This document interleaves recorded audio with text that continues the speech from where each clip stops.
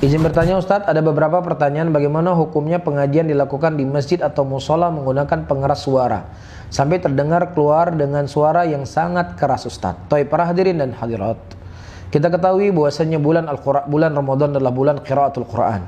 Bahkan malaikat Jibril setiap malamnya turun untuk mendengarkan Al-Quran dari Nabi mengajarkan Al-Quran Rasulullah SAW.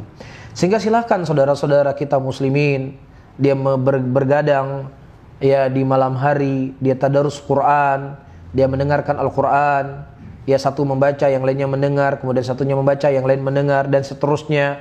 Ya masing-masing baca 10 setengah juz, dia baca saling bergantian. Maka inilah amalan yang baik, amalan yang mulia, yang mudah-mudahan seseorang itu mendapatkan pahala dari apa yang dia lakukan. Kita tidak mengingkari hal yang seperti ini, itu harus saya tekankan. Ya, karena nanti seseorang ketika kita salah bicara atau ketika kita membicarakan maksud A dibawa kepada maksud B. Ini lihat nih.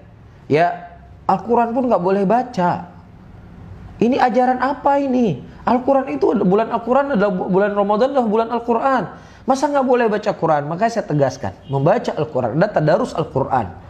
Ya, menyimak baca Al-Quran sampai pagi misalnya, kemudian Anda tidur lagi nanti.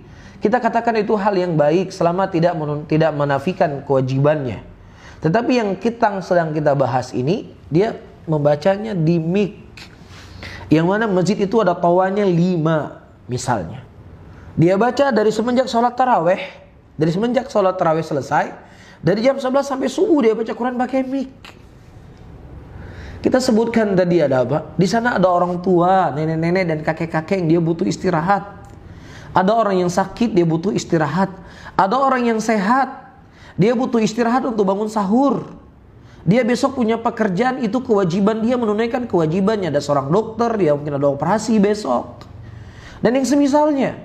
Sehingga jangan sampai ibadah yang kita lakukan itu mengganggu orang lain. Betul, mendengarkan Al-Quran itu baik.